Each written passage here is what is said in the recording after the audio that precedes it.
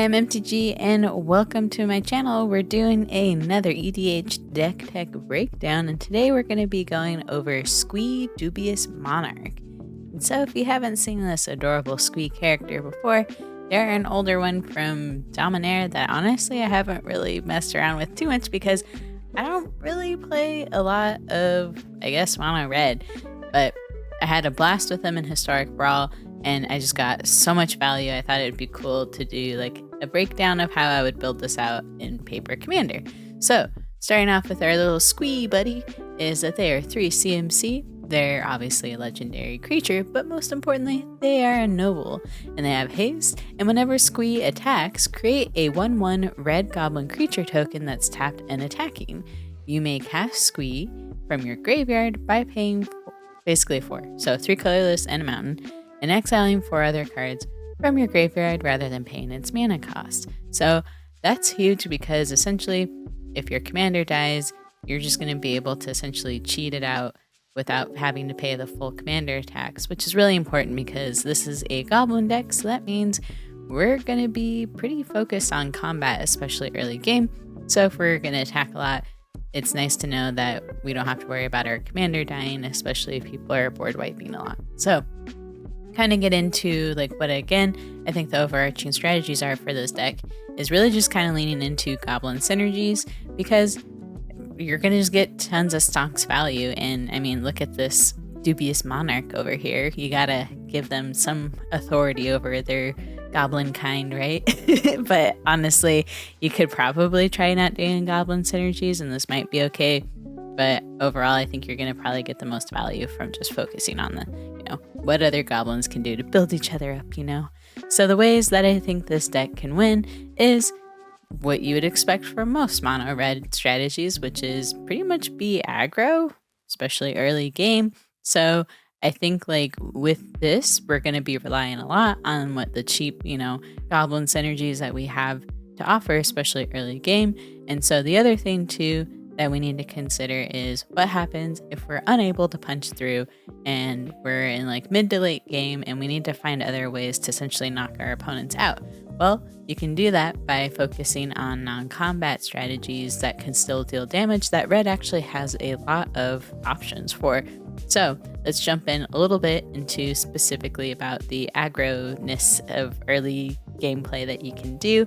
So again, goblins. We're going to just play a bunch of creatures, hit face, and what are some ways that we can, utilize our value engines and synergies that we have with goblins?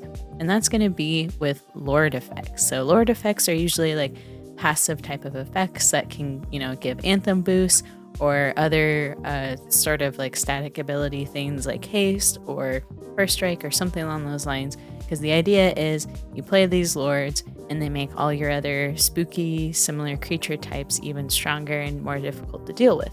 So we have cards like Goblin Chieftain. It's 3 CMC, so you can play it pretty early game.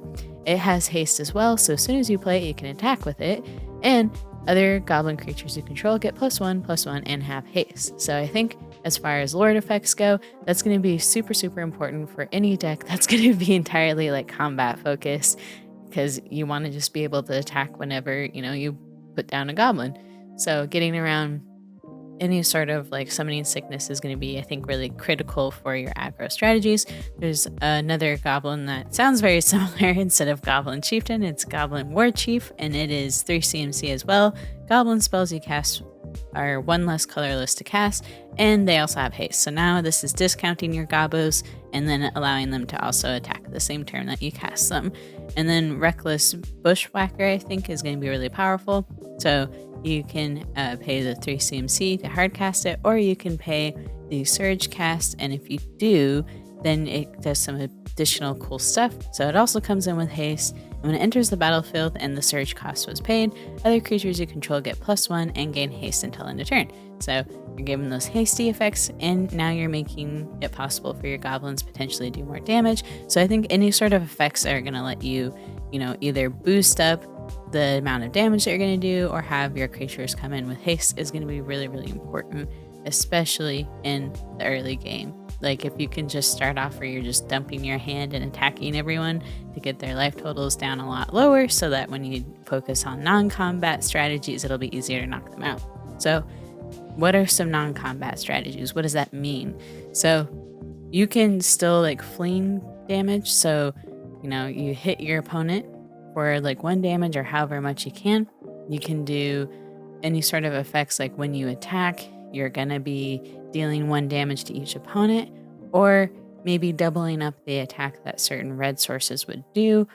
Maybe you're doing damage when a creature ETBs, kind of like a Terror of the Peaks effect. So one of the cards that I think are going to be really cool, because 1, it's just perfectly on flavor, but 2, it's going to be nice, like if someone wants to board wipe, you're going to be able to respond and still deal damage. So Goblin Bombardment is an enchantment. It's 2 CMC, and whenever you sacrifice a creature, Goblin Bombardment deals 1 damage to any target.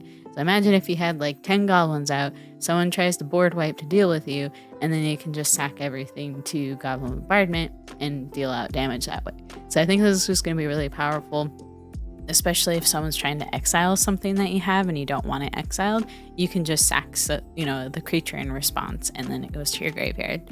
So another card a little bit along those lines is going to be Raid Bombardment. So it's 3 CMC, and I remember this from playing Standard quite a bit, which is whenever a creature you control with power 2 or less attacks, Raid Bombardment deals 1 damage to the player or planeswalker the creature is attacking. So the fact that it hits planeswalkers too is really nice, but again, just for attacking and doing what your deck wants to do, you're going to potentially deal out additional damage.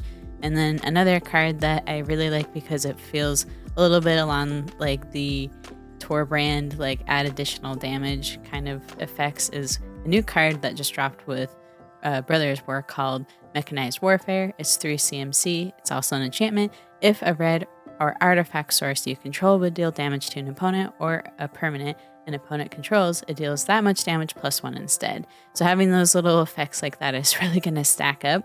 And I kind of called this like non-combat, but obviously it does involve potentially some combat, but then you have stuff like Shock or Lightning Bolt that's going to be able to deal like essentially non-combat damage, but instead of Shock dealing 2 damage, it'll deal 3 damage in this case because it's a red source. So a little bit like Fiery Emancipation as well, except for that one's bonkers because it does 3 times the damage. So another card too is Impact Tremors, and this card is incredibly powerful, especially in a deck like this. So it's 2 CMC, easy to cast, and whenever a creature enters the battlefield under your control, it deals 1 damage to each opponent. So if you have cards like Krenko, Mob Boss, or something like that, where whenever it taps, you can create like a bunch of tokens, it works well with your commander. And then another card too that I think is going to be super interesting, especially if you do have Krenko and you're just spitting out a ton of like goblins, then you can use Shirk Fire Marshal. It's 5 CMC, has protection from red, and then if you tap 5 untapped goblins you control, it deals 10 damage to each creature and each player. So if maybe you have like some sort of, final move that you want to use to like blow up your board and take out your opponents with you, this could be a really cool effect. Something else too that I think is going to be really important is you're going to want to have like utility effects that are going to either be like Anthem effects, similar to like what we were talking about with Lords, and maybe a way to discount creatures. But there are some other pieces of this, because I think haste is so important to this deck, is ways that we can give our creatures haste. So in my deck list, I did include like non-goblin haste makers like Urbrask and Crashing Drawbridge, but I think because of how important it is to be able to attack as soon as we play our creatures, I did include some of those effects in my deck list. And then other kind of things like Anthem effects that are going to be huge are going to be things like Coat of Arms and Door of Destinies, where you're going to essentially be, again, leaning to the fact that we have goblin synergies going on, and that if you have 2 goblins out, then they're going to be boosting each other even more, because the more goblins we play, the more we're going to get out of our Coat of Arms and our Door of Destinies. But those are a bit expensive, so if you're not necessarily like sure about how going in on this deck, you could always look at like more budget-friendly options like Shared Animosity, and it's like half the price of, I think, Coat of Arms and Door of Destinies. It's still a little bit pricier. It's about like, I think $7 when I checked on TGC, but again, more budget-friendly. So It's a enchantment, 3 CMC. Whenever a creature you control attacks, get +1/+0 until end of turn for each other creature attacking that shares the creature type with it. So again, kind of looking at like how our goblin synergies are going to be feeding into each other, and then how they're going to additionally just boost with like effects like shared animosity. And then one thing that I did want to cover, because I feel like essentially red is very difficult to understand kind of like card advantage, was just little ideas for that.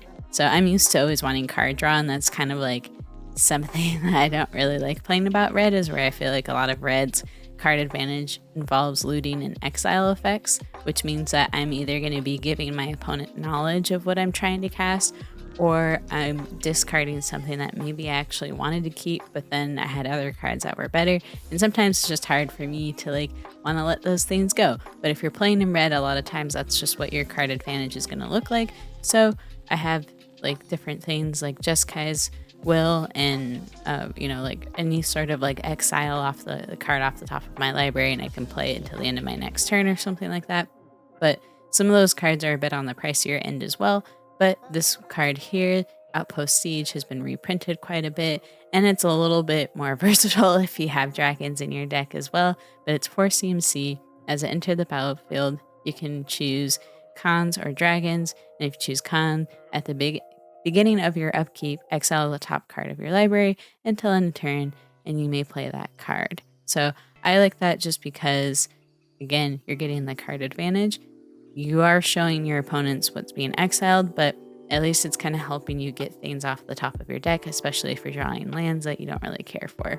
So with that as well, I think you can also utilize your land slots to think about like what you can do for card advantage. So I like things like War Room, where you pay, I think it's like 3 mana, you tap it, and you can draw a card, but you do take damage that's equal to what different color identities are in your commander. So if you're playing mono red, you're obviously taking a lot less damage with that, but hey, it's card draw, right? So I like those kind of effects for this. And then usually I like to talk about like protection for my commander, but I think in this case, like, we're not going to have a ton of resources outside of like maybe Tybalt's Trickery and Deflecting Spot to like try to redirect removal or counter a board wipe.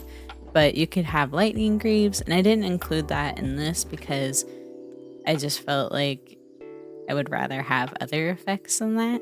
But Lightning Greaves would be good, or like some sort of Swiftfoot Boots would be good for like, you know, providing protection for your commander. But the other reason why I was like, do I really care about adding those effects? I don't really think so, because Squee can just recast itself for cheaper by exiling stuff out of our graveyard, and we don't really care about anything in our graveyard because we're more than likely not getting it back, because we don't have any sort of reanimation effects or like Underworld Breach or anything that's going to let us cast stuff with like flashback costs, except for like, at least in my deck list, like Faithless Looting. So I'm not as attached to my graveyard, especially if our commander wants to exile cards to help recast it. So that was the main like thinking behind with that, at least. But as far as just like cards I think that are going to be super important for like your backup commanders are going to be things like Krenko Mob Boss, because again, I mentioned it earlier, but you can tap and create X11 Goblin creature tokens, where X is the number of goblins you control. And then there's Krenko 10 Street Kingpin, which is another similar effect, but whenever it attacks, you put a +1/+1 counter on it, and then create the number of 1/1 red goblin creature tokens equal to Krenko's power. So those are going to be really, really important to think about as you're going into like these goblin go wide strategies of having potentially backup commander effects as well. So I think those two cards like really succeed. Another card that people might just start targeting you really hard for, but I think would be really powerful in this deck because it is a combo piece. So again, people might see it and go, get him. But it's Kiki Jiki Mirror Breaker. And if you tap it, you put a creature token into play that's a copy of target non-legendary creature you control. That creature token has haste, and then you sacrifice it at the end of turn. So again, there are a lot of ways that you can combo off with this. I don't have any combo pieces in my deck list because I aimed for making it mid-power, but you know, if you're able to make copies of like Krenko, then you can just generate an insane amount of goblin outputs and stuff. So I think that would be pretty cool. But anyways, that's kind of my thought process here for this deck. Let me know if you have like any ideas of like recommendations for what you would add here. Again, I don't play a ton of red just in general, unless it's like Boros or Izzet, but I don't even really play Izzet that much. And most of my experience with red, I guess actually Rakdos is pretty much the only time I play red. So if you have any ideas for what you would do, I would love to hear them, because I'm sure there are many smart red players out there. So appreciate you and everyone for sticking around towards the end, and have a good one. Bye.